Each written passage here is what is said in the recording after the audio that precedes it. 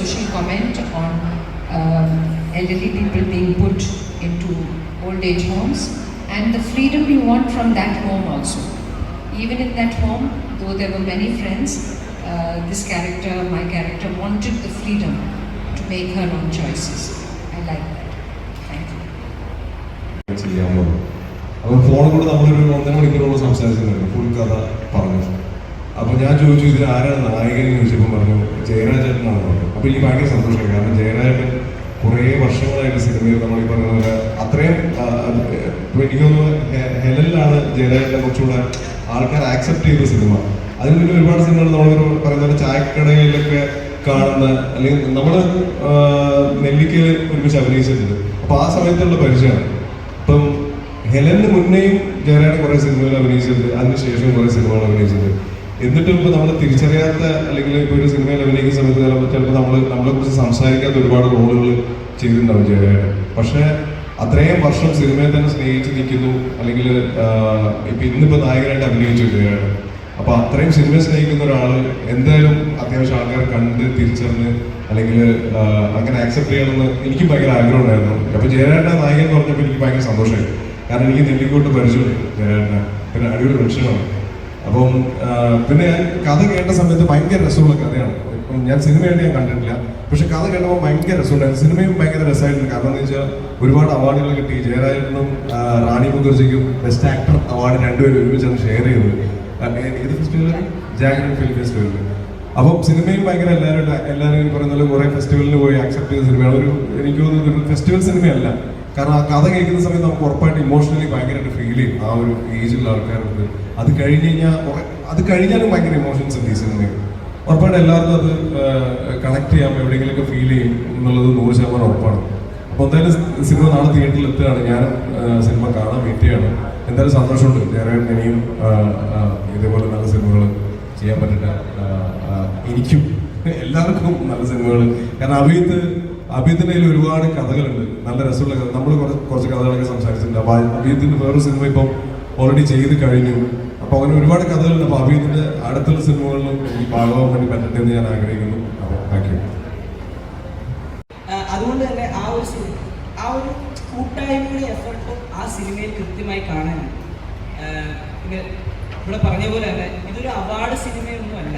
ഇത് കൃത്യമായിട്ടൊരു ഫാമിലിക്ക് എൻ്റർടൈൻഡ് ആവുന്ന, കൃത്യമായ ഫാമിലിക്ക് എല്ലാവർക്കും കമ്മ്യൂണിക്കേറ്റഡ് ആവുന്ന ഒരു സിനിമയാണ് പ്രണയം തുടരുന്നു എന്ന ചിത്രം. അതുപോലെ തന്നെ ഞങ്ങൾ ആക്ച്വലി ഇതിന് വേണ്ടിയിട്ട് ഈ സിനിമയുടെ കഥയൊക്കെ പൂർത്തിയാവുന്ന സമയത്ത് ഒരു ഏകദേശം സിനിമയിൽ പ്രസിദ്ധമായിട്ടുള്ള പല ആളുകൾക്കും ചില ആളുകൾക്ക് കഥ പിച്ച് ചെയ്തിരുന്നു. പക്ഷേ ഞങ്ങൾ ഇപ്പോൾ പറഞ്ഞ പോലെ ഒരു ചെറിയ ബഡ്ജറ്റിലാണ് ഞങ്ങളിത് തുടങ്ങിയതായിട്ട്. പക്ഷെ പിന്നീട് അതൊക്കെ വലുതായി വന്നു. പക്ഷെ അപ്പോഴും ഞങ്ങൾ സ്റ്റാർട്ട് ചെയ്യുന്ന സമയത്ത് ഈ പറഞ്ഞ പോലെ അങ്ങനെ സാധ്യത ഉണ്ടായിരുന്നില്ല. അതിനുശേഷം ഞങ്ങൾ വിചാരിച്ചു വേണ്ട, ഇതൊരു ജെന്യുവിൻ കാസ്റ്റിങ്ങിലേക്ക് ഈ സിനിമ വരണം. കാരണം ആളുകൾക്ക് ഈ സിനിമ കാണുമ്പോൾ അത് ഇഷ്ടമാവുന്നത് അതിൻ്റെ കഥ പശ്ചാത്തലം, അതിൻ്റെ കാര്യങ്ങളെല്ലാം ഒരു ജെന്യുവിൻ ആയിട്ടുള്ള ഒരു ഓർഗാനിക് ആയിട്ടുള്ള ഒരു ആക്ടർ, അങ്ങനെ ഒരാളിലേക്ക് ചിന്തിച്ചു. അവിടെ നിന്നാണ് ഞങ്ങൾ ജയരാജൻ ചേട്ടനിലേക്ക് എത്തുന്നത്. പിന്നീട് നമുക്കൊരു ഇതിനകത്തൊരു നായികയെ വരും. അപ്പം ഈ ഒരു പ്രായത്തിലുള്ള അങ്ങനത്തെ ഒരു മാനറിസം ക്യാരക്ടേഴ്സ് ഉള്ള ഒരാളെ കണ്ടെത്തുക എന്നുള്ളത് ശ്രമകരമായിട്ടുള്ളൊരു ജോലിയായിരുന്നു.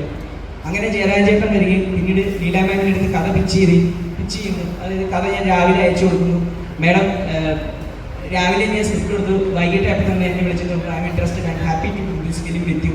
അങ്ങനെ ഇവിടെ എന്താണ് എന്ന് പോലും അറിയാതെയാണ് മാം ഇങ്ങോട്ട് വരുന്നത്. ഞാനതിന് മുന്നേ മാമിനെ കണ്ടിട്ടുള്ള മണിസാറിൻ്റെ ഫിലിമിലും അങ്ങനെയൊക്കെയുള്ള വലിയ വലിയ ചിത്രങ്ങളാണ് ഞാൻ മാഡത്തിന്. ഞങ്ങൾക്ക് തന്നെ സംശയമായിരുന്നു ലീല മാം ഈ സിനിമയിലേക്ക് വരുമോ, ഞങ്ങൾക്ക് മാഡത്തിനെ അട്രാക്ട് ചെയ്ത് കൊണ്ടുവരാൻ പറ്റുമോ.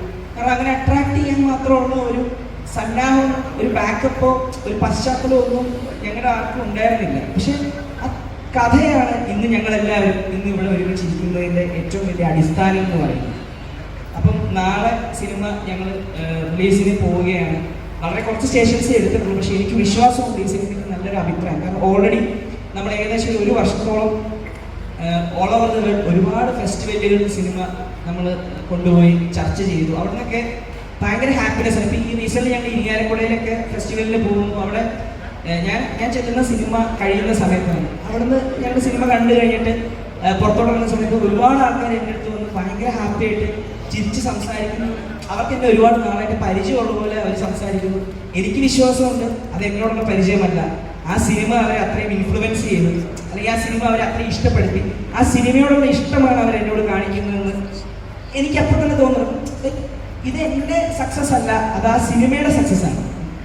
കണ്ടിട്ട് ഹാപ്പിയായി ഇഷ്ടപ്പെട്ടു എന്ന് പറയുന്ന എല്ലാവരും തന്നെ പ്രണയം തുടരുന്നു എന്ന സിനിമയോട് കാണിക്കുന്ന സ്നേഹമാണ് എന്നോട് കാണിക്കുന്നതെന്ന് എനിക്ക് വ്യക്തമായിട്ട് മനസ്സിലാവുന്നുണ്ട്. ഈ സിനിമ മ്യൂസിക് ചെയ്തിരിക്കുന്നത് ഗോവിന്ദേട്ടനാണ്. ഗോവിന്ദേട്ടനാണെങ്കിൽ ഞാൻ ഒരുപാട് വർഷം സിനിമ ചെയ്യാൻ വേണ്ടി ഇങ്ങനെ തേരാപ്പാര തെക്കോടുത്ത് നടന്നു, പക്ഷെ അതൊന്നും ഒരു സിനിമ സംഭവിച്ചിട്ടില്ല. അപ്പോൾ ഒരു കഥ ഉണ്ടായി, ആ കഥയ്ക്ക് പിന്നാലെ നടക്കാൻ തുടങ്ങി. ഓക്കെ, നമുക്കൊരു പ്രൊഡ്യൂസർ ആവുന്നില്ല, ഒരു ആക്ടറെ പിച്ച് ചെയ്യാൻ പറ്റും, ഒന്നും നടപടിയാവാതെ വന്നപ്പോഴാണ് ഓക്കെ സ്വന്തമായിട്ട് എന്നാൽ ഈ സിനിമ ചെയ്തേക്കാം. ഇതിന് മുന്നേ ഞാനൊരു സിനിമ ചെയ്തിട്ടുണ്ട്, അതിൻ്റെ നിർമ്മാതാവും എഴുത്തുകാരനായിരുന്നു. അത് കോലുമിഠായി എന്നാണ് ആ സിനിമയുടെ പേര്. ആ സിനിമയ്ക്ക് 2017 മികച്ച കുട്ടികളുടെ നേതൃത്വത്തിലുള്ള സംസ്ഥാന അവാർഡ് ലഭിച്ചിട്ടുണ്ട്. അതിനുശേഷമാണ് ഞങ്ങളിപ്പോൾ ഒരു ഏജ്, അതായത് കുട്ടികളുടെ സിനിമയായിരുന്നു നെക്സ്റ്റ് സിനിമ, ഏജ് കാറ്റഗറിയിലായിട്ടുള്ള ഒരു സിനിമ. അപ്പം ഒരു പ്രണയ സിനിമ എടുക്കണം എന്ന് ആഗ്രഹിച്ച് തന്നെയാണ് സിനിമയിൽ സ്റ്റാർട്ട് ചെയ്തത്. പക്ഷേ പ്രണയം നമുക്കൊരു ഒരു വാർദ്ധക്യത്തിൽ പറഞ്ഞാൽ ഒരു പക്ഷേ അതിന് കുറച്ചും കൂടെ പുതുമയുണ്ടാവും, ആളുകൾക്ക് പുതിയൊരു അനുഭവം കൊടുക്കാനുണ്ട്. ഈ സിനിമ കണ്ട് കഴിയുമ്പോൾ കൺഫേം ആയിട്ടും എനിക്ക് ഉറപ്പുണ്ട് ഈ സിനിമ ഇഷ്ടപ്പെട്ടു എന്ന് പറയുന്നതിനപ്പുറം ഒരു പ്രേക്ഷകൻ പറയാൻ പോകുന്നത് പ്രണയം തുടരുന്നു എന്ന സിനിമ എനിക്കൊരു അനുഭവമായിരുന്നു എന്ന് തന്നെയാണ്. ഇതിൻ്റെ അഭിനയിച്ച കുറച്ച് കാര്യങ്ങളും അതിനെയൊക്കെ സംസാരിക്കാൻ വേണ്ടി ഞാൻ ജയരാജേട്ടനെ ഒന്ന് മൈക്ക് കൊടുക്കുകയാണ്.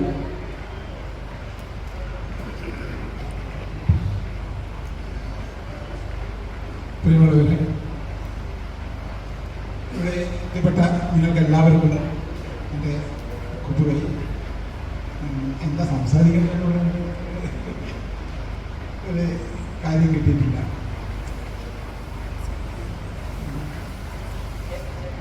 സിനിമയിലേക്ക് എങ്ങനെ വന്നു? ഈ സിനിമ അഭിനയിച്ചതിൻ്റെ ആദ്യ നായക വേഷമല്ലേ?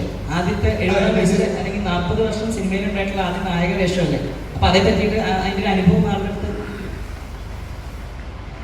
അഭിജിത്ത് പറയുന്നത് ശരിയാണ്. എൻ്റെ ജീവിതത്തിലെ ആദ്യത്തെ സിനിമയിലെ നായക വേഷമാണ്. അത്രയും കാലം ഞാൻ സിനിമയിൽ വളരെ കാലം ഉണ്ടായിരുന്നെങ്കിലും വളരെ വളരെ ചെറിയ വേഷങ്ങളും കുറച്ചുള്ള ഡയലോഗുകളുമായിട്ട് മലയാള സിനിമയിൽ കുറച്ചു കാലം ഉണ്ടായിരുന്നു. എൻ്റെ പ്രധാന അഭിനയ വേദി നാടകവേദിയാണ്.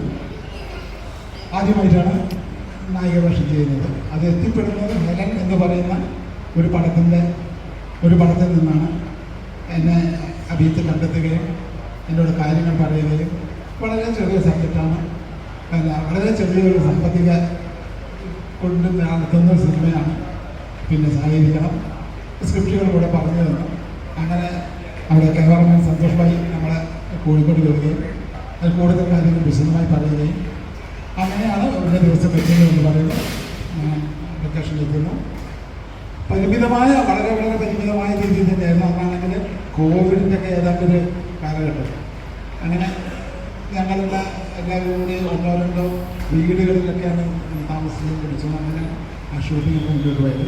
ഞാൻ ചുമ്മാ പറയുന്ന കൊണ്ട് നമുക്ക് എല്ലാവരും കൂടി ഒരു സംഭാഷണമാക്കാൻ തോന്നുന്നു. ജയരാജേട്ടനോട് ഒരു കാര്യം ജയരാജേട്ടന് ഒരു കാര്യം കൂടെ ഉണ്ട്. ജയരാജന് ഒരുപാട് കാലം മുമ്പ് ഒരിക്കലും കാര്യം എടുത്ത് പറയുന്നു, ഇത്രയും നാളും ജയരാജന് ചായപ്പീടിക എന്നാണ് എല്ലാവരും വിളിച്ചുകൊണ്ടിരുന്നത്. അപ്പം നാളെ ജയരാജന്റെ ചായപ്പീടിക എന്നുള്ള പേര് മാറുവാണ്. സന്തോഷമുണ്ടോ അതിനകത്ത്? പിന്നെ ഇതിനൊക്കെ വളരെ സന്തോഷമുള്ള ചായപ്പീടിയ ജയരാജനെ വിളിച്ചുകൊണ്ടിരുന്ന കഥ ആർക്കെങ്കിലും അറിയില്ല എന്നുണ്ടെങ്കിൽ ഞാൻ അതുകൂടി ഒന്ന് പറയാം. മലയാള സിനിമയിലെ ഏറ്റവും കൂടുതൽ ചായക്കടക്കാരൻ്റെ വേഷം ചെയ്ത ആണ് നമ്മുടെ ജയരാജൻ. അപ്പം അന്ന് തൊട്ട് ജയരാജന്റെ സുഹൃത്തുക്കൾ എല്ലാവരും ജയരാജന്റെ ചായപ്പീടിയ എന്നാണ് വിളിച്ചുകൊണ്ടിരുന്നത്. തീർച്ചയായിട്ടും അതെൻ്റെ ഫ്രണ്ട്സിൻ്റെ കൂടെ അങ്ങനെ ഒരുപാട് സിനിമകളിൽ ചായപ്പൊടിയുടെ ഒന്നര ചായപ്പൊടിയുടെ അകത്തിരിക്കുന്നവർ എങ്ങനെ ചായ പാരുന്നാൾ എങ്ങനെയും ചായക്കടയായിട്ട് ബന്ധപ്പെട്ടതാണ്. ഇപ്പം 2-3 സിനിമ ചെയ്യാൻ പോകുന്നതും ഇതേമാതിരി ചായക്കടയും ഇതിനോടും ഒക്കെ ബന്ധപ്പെട്ടതാണ്. പക്ഷെ കുറച്ചും കൂടി നമ്മൾ വേഷങ്ങളാണെന്നുള്ളൂ. പിന്നെ അങ്ങനെയാണ് നമ്മുടെ ഇതിൻ്റെ മൂവ്മെൻ്റ് ഒക്കെ ഉണ്ടായത്. നമുക്കൊരു സൗഹൃദമായിട്ട് സംസാരിക്കുക, അതാണ് കൂടുതൽ ഉണ്ടാവുക.